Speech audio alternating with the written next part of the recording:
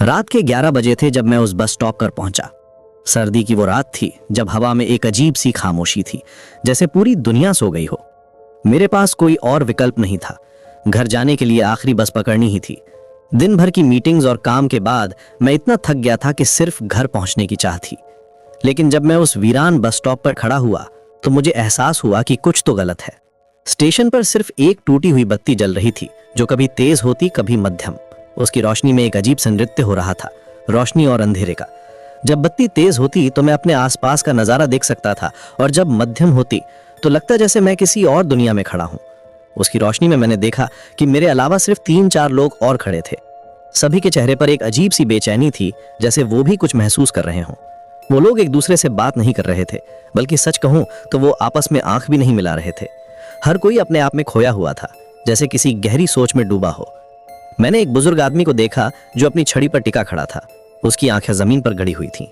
एक औरत थी जो अपने पर्स को कसकर पकड़े हुए थी, जैसे कोई उसे छीनने वाला हो। और एक युवा लड़का था जो बार बार अपनी घड़ी देख रहा था, जैसे समय का हिसाब रख रहा हो। हवा में एक अजीब सी ठंडक थी, जो सिर्फ सर्दी की वजह से नहीं लग रही थी।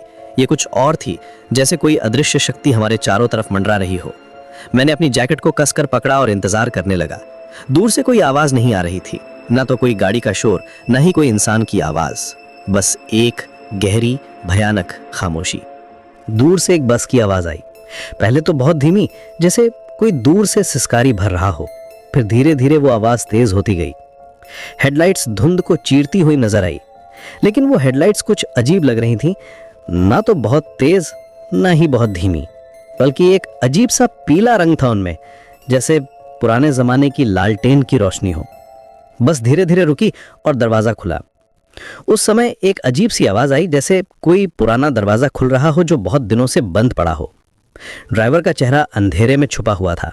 मैंने कोशिश की कि उसका चेहरा देख सकूं, लेकिन जैसे वो जानबूझकर अंधेरे में छुपा हुआ था। उसने कुछ नहीं कहा, बस इशारे से अंदर आने को कहा।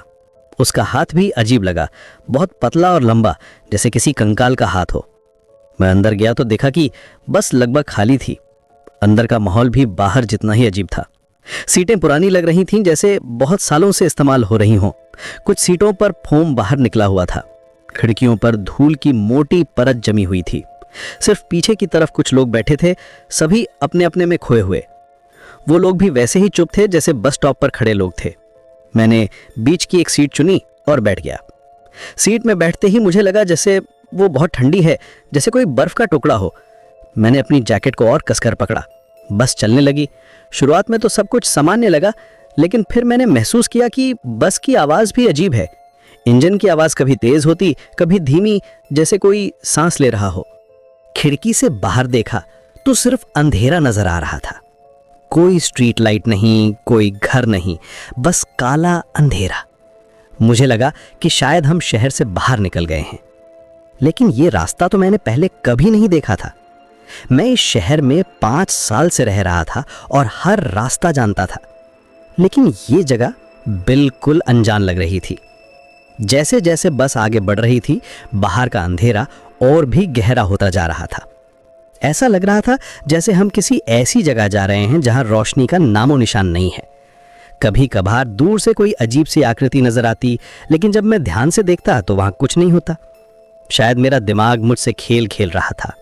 बस में एक अजीब सी खामोशी थी, सिर्फ इंजन की आवाज और कभी कभार किसी की सांस लेने की आवाज। लेकिन वो सांस भी सामान्य नहीं लग रही थी, कभी बहुत तेज, कभी बहुत धीमी, जैसे कोई मुश्किल से सांस ले रहा हो। मैंने पीछे मुड़कर देखा तो वो लोग अभी भी वैसे ही बैठे थे, बिल्कुल हिले भी नहीं थे। उनके चेहरे साफ नहीं दिख रहे थे, क्योंकि बस में सिर्फ एक मध्यम सी लाइट जल रही थी। मैंने ध्यान से देखा तो पाया कि वो लोग सिर्फ चुप ही नहीं हैं, बल्कि बिल्कुल स्थिर हैं, जैसे वो सांस भी नहीं ले रहे हों। उनकी छाती ऊपर नीचे नहीं हो रही थी, उनकी पलकें भी नहीं झपक रही थीं। ये देखकर मुझे एक अजीब सी घबराहट हुई। मैंने सोचा कि शायद वो सो रहे हैं, लेकिन आंखें खुली होकर सोना तो संभव नहीं है। अचानक बस एक तेज मोड़ पर गई। मैं अपनी सीट से हिल गया।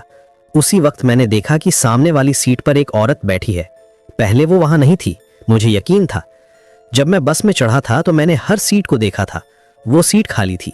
फिर ये औरत कहां से आई? वो बिल्कुल स्थिर बैठी थी, सिर नीचे झुकाए हुए। उसके बाल उसके चेहरे को ढक रहे थे।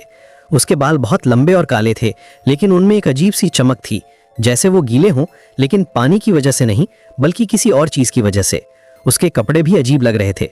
सफेद रंग का एक लंबा गाउन जो बहुत पुराना लग रहा था, जैसे बहुत सालों से धोया ना गया हो। मैंने सोचा कि शायद मैंने गलत देखा हो, शायद वो पहले से ही वहां बैठी थी और मैंने ध्यान नहीं दिया था। लेकिन फिर वो औरत धीरे धीरे अपना सिर उठाने लगी। वो इतनी धीमी गति से सिर उठा रही थी जैसे कोई पुराना रोबोट हो जिसकी बैटरी खत्म हो रही हो। मेरा दिल तेजी से धड़कने लगा। मैं नहीं जानता था कि क्यों, लेकिन मुझे लग रहा था कि मुझे उसका चेहरा नहीं देखना चाहिए। लेकिन जिज्ञासा इंसान की सबसे बड़ी कमजोरी है। मैं देखना चाहता था कि वो कौन है। जब उसने पूरी तरह सिर उठाया तो मैंने देखा कि उसका चेहरा बिल्कुल सफेद था, जैसे किसी ने आटे से बनाया हो। कोई रंग नहीं, कोई जीवंतता नहीं। उसकी आंखें बिल्कुल काली थीं, जैसे दो गहरे गड्ढे हों जिनका कोई तल ना हो।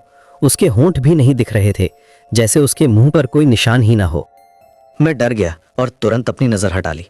मन में सोचा कि यह सिर्फ रोशनी का खेल है, बस में मध्यम रोशनी की वजह से चेहरे अजीब लग सकते हैं। लेकिन जब मैंने दोबारा देखा तो वो औरत मेरी तरफ देख रही थी। उसकी वो काली आंखें मेरी आंखों में गड़ी हुई थीं। उसके होंठ हिल रहे थे, जैसे वो कुछ कह रही हो, लेकिन कोई आवाज नहीं आ रही थी। बस उसके होंठ ऊपर नीचे हो रहे थे, जैसे कोई मूक फिल्म चल रही हो। मैंने कान लगाकर सुनने की कोशिश की कि वो क्या कह रही है। तभी मुझे एक बहुत धीमी सी आवाज सुनाई दी, जैसे कोई बहुत दूर से फुसफुसा रहा हो। वो कह रही थी, तुम यहां क्यों आए? हर शब्द के बीच में एक लंबा अंतराल था, जैसे उसे बोलने में बहुत मुश्किल हो रही हो। बस अचानक रुक गई। ड्राइवर ने कुछ नहीं कहा। मैंने आगे देखा तो सड़क पर कुछ भी नजर नहीं आ रहा था जो बस को रोकने की वजह हो। ना कोई ट्रैफिक सिग्नल, ना कोई रुकावट, ना ही कोई और गाड़ी। फिर दरवाजा खुला और कोई अंदर आया। एक आदमी था, लंबा और दुबला। उसके कपड़े पुराने और फटे हुए थे, जैसे बहुत सालों से नहीं बदले गए हों। उसकी चाल भी अजीब थी। वो धीरे धीरे अंदर आया, जैसे उसे चलने में तकलीफ हो रही हो। वो आदमी मेरे पास से गुजरा तो मुझे एक तेज बदबू आई, जैसे कुछ बहुत दिनों से सड़ रहा हो। उसका चेहरा भी साफ नहीं दिख रहा था, क्योंकि वो अपना सिर नीचे झुकाए हुए था। वो धीरे धीरे अंदर आया और मेरे ठीक पीछे वाली सीट पर बैठ गया। जैसे ही वो बैठा, मुझे लगा जैसे पूरी बस का तापमान कम हो गया हो। अब मैं बीच में फंस गया था। आगे वो अजीब औरत, पीछे ये नया आदमी। मैंने महसूस किया कि वो आदमी मेरी गर्दन पे सांस ले रहा है। उसकी सांस बर्फ की तरह ठंडी थी। जब भी वो सांस छोड़ता, मुझे लगता जैसे कोई बर्फ का टुकड़ा मेरी गर्दन पे रख रहा हो। मैं हिलना चाहता था, लेकिन जैसे मेरा शरीर जम गया हो। मेरी मांसपेशियां काम नहीं कर रही थी। मैंने अपने हाथों को देखा तो वो भी हिल नहीं रहे थे, जैसे किसी ने मुझे पत्थर बना दिया हो। सिर्फ मेरी आंखें हिल रही थीं और मैं सब कुछ देख सकता था। ये एहसास बहुत डरावना था, जब आप होश में हैं लेकिन अपने शरीर को कंट्रोल नहीं कर सकते। बस फिर चलने लगी। इस बार रफ्तार और भी तेज थी, जैसे ड्राइवर को जल्दी कहीं पहुंचना हो। खिड़की से बाहर देखा तो लगा जैसे हम किसी जंगल से गुजर रहे हैं। पेड़ों की छायाएं तेजी से पीछे जा रही थीं, लेकिन वो पेड़ भी सामान्य नहीं लग रहे थे। उनकी शाखाएं बहुत लंबी और टेढ़ी मेढ़ी थीं, जैसे किसी राक्षस के हाथ हों। हवा में एक अजीब सी बदबू आने लगी, जैसे कुछ सड़ रहा हो। वो बदबू इतनी तेज थी कि मुझे उल्टी आने लगी। तभी मैंने देखा कि आगे वाली औरत अपनी गर्दन मेरी तरफ घुमा रही है, लेकिन उसकी गर्दन सामान्य से ज्यादा घूम रही थी। एक इंसान की गर्दन सिर्फ 90 डिग्री तक घूम सकती है, लेकिन उसकी गर्दन उससे कहीं ज्यादा घूम रही थी। जब तक उसका चेहरा पूरी तरह मेरी तरफ आया, उसकी गर्दन 180 डिग्री घूम चुकी थी। अब उसका चेहरा बिल्कुल उल्टा था, लेकिन वो मुझे देख रही थी। अब मैं उसका चेहरा और साफ देख सकता था। उसकी नाक नहीं थी, सिर्फ 2 छेद थे। उसके कान भी नहीं थे, जैसे किसी ने उसका चेहरा बनाते समय ये सब चीजें लगाना भूल गया हो। उसकी आंखों से कोई तरल पदार्थ निकल रहा था, लेकिन वो आंसू नहीं लग रहा था। वो काला और गाढ़ा था। मैं चीखना चाहता था, लेकिन आवाज ही नहीं निकल रही थी। मेरा गला जैसे बंद हो गया हो। मैं सांस भी मुश्किल से ले पा रहा था। पीछे से वो आदमी मेरे कान में कुछ फुसफुसाने लगा। उसकी आवाज जैसे कई आवाजों का मिश्रण थी। कभी बच्चे की आवाज, कभी बूढ़े की, कभी औरत की। वो कह रहा था, तुम यहां से नहीं जा सकते। ये बस कहीं नहीं जाती। ये सिर्फ चलती रहती है, हमेशा हमेशा हमेशा। उसकी आवाज में एक अजीब सी गूंज थी, जैसे वो किसी गुफा से आ रही हो। हर शब्द मेरे कानों में गूंज रहा था और मेरे दिमाग में दर्द हो रहा था। मुझे लगा जैसे मेरा सिर फटने वाला है। मैंने हिम्मत जुटाई और खड़े होने की कोशिश की। पहले तो मेरा शरीर हिला नहीं, लेकिन फिर धीरे धीरे मैं अपने हाथों को हिला पाया। लेकिन जैसे ही मैं उठा, बस में सभी लोग एक साथ मेरी तरफ देखने लगे। अब मैं देख सकता था कि वो सब कुछ अलग थे। उनके चेहरे सामान्य नहीं थे। किसी की आंखें नहीं थीं, सिर्फ खाली गड्ढे थे। किसी का मुंह नहीं था, सिर्फ एक सीधी लकीर थी। किसी के चेहरे पर सिर्फ एक बड़ा सा छेद था। सब मेरी तरफ देख रहे थे और धीरे धीरे उठकर मेरी तरफ आने लगे। उनकी चाल भी अजीब थी। वो चल नहीं रहे थे, बल्कि जैसे हवा में तैर रहे हों। उनके पैर जमीन को छू नहीं रहे थे। जैसे जैसे वो मेरे पास आ रहे थे, बस में ठंडक बढ़ती जा रही थी। मैं दरवाजे की तरफ भागा। ड्राइवर से कहा, बस रोकिए, मुझे उतरना है। लेकिन जब मैंने ड्राइवर की तरफ देखा तो वहां कोई नहीं था। ड्राइवर की सीट खाली थी। स्टीयरिंग व्हील अपने आप घूम रहा था। गियर अपने आप बदल रहा था। बस अपने आप चल रही थी, जैसे कोई अदृश्य शक्ति उसे चला रही हो। अब मैं पूरी तरह घबरा गया था। पीछे से वो सब लोग मेरी तरफ आ रहे थे। मैंने दरवाजा खोलने की कोशिश की, लेकिन वो नहीं खुल रहा था। हैंडल हिल रहा था, लेकिन दरवाजा नहीं खुल रहा था। खिड़की तोड़ने की कोशिश की, लेकिन वो भी नहीं टूट रही थी, जैसे वो कांच की नहीं बल्कि लोहे की बनी हो। तभी मुझे याद आया कि मेरे पास फोन है। मैंने जल्दी से निकाला, लेकिन उसमें कोई नेटवर्क नहीं था। स्क्रीन पर सिर्फ नो सर्विस लिख रहा था। मैंने इमरजेंसी कॉल करने की कोशिश की, लेकिन वो भी नहीं लगी। समय देखा तो घड़ी रुकी हुई थी, 11:13 पर। सेकंड का हाथ भी नहीं हिल रहा था। वो लोग अब मेरे बिल्कुल पास आ गए थे। उनमें से एक ने मेरा हाथ पकड़ा। उसका हाथ बर्फ की तरह ठंडा था। जैसे ही उसने मुझे छुआ, मुझे लगा जैसे मेरी जिंदगी मुझसे निकल रही हो। वो बोला, स्वागत है इस यात्रा में, अब तुम भी हमारे साथ हो हमेशा के लिए। उसकी आवाज में कोई भावना नहीं थी, ना खुशी, ना गुस्सा, ना दुख, बस एक सपाट मरी हुई आवाज थी, जैसे कोई मशीन बोल रही हो। मैंने अपना हाथ छुड़ाने की कोशिश की, लेकिन उसकी पकड़ बहुत मजबूत थी।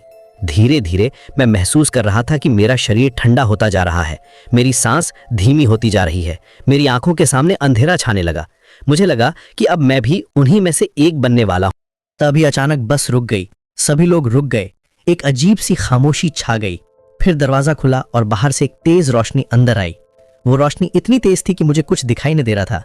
मैंने देखा कि बाहर एक बस स्टॉप है, वही बस स्टॉप जहां से मैं चढ़ा था। वो सब लोग धीरे धीरे पीछे हटने लगे, जैसे वो उस रोशनी से डर रहे हों। आगे वाली औरत ने अपनी गर्दन वापस सीधी कर ली। पीछे वाले आदमी ने मेरा हाथ छोड़ दिया। सब अपनी अपनी जगह वापस जाकर बैठ गए, जैसे कुछ हुआ ही ना हो। मैं तुरंत दरवाजे की तरफ भागा। बाहर निकलते ही मैंने देखा कि ड्राइवर की सीट पर एक सामान्य सा आदमी बैठा है। उसने मुझसे कहा, साहब आपका स्टॉप आ गया। उसकी आवाज़ बिल्कुल सामान्य थी, जैसे कोई आम इंसान बोल रहा हो। मैं बाहर निकला और पीछे मुड़कर देखा। बस में सब कुछ सामान्य लग रहा था। कुछ लोग बैठे थे, सब सामान्य दिख रहे थे।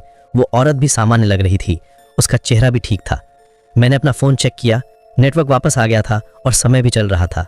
अब 12 बज रहे थे। बस चली गई और मैं वहीं खड़ा रह गया। मैंने सोचा कि शायद ये सब मेरा वहम था। थकान की वजह से मुझे ये सब दिखा होगा। काम का स्ट्रेस,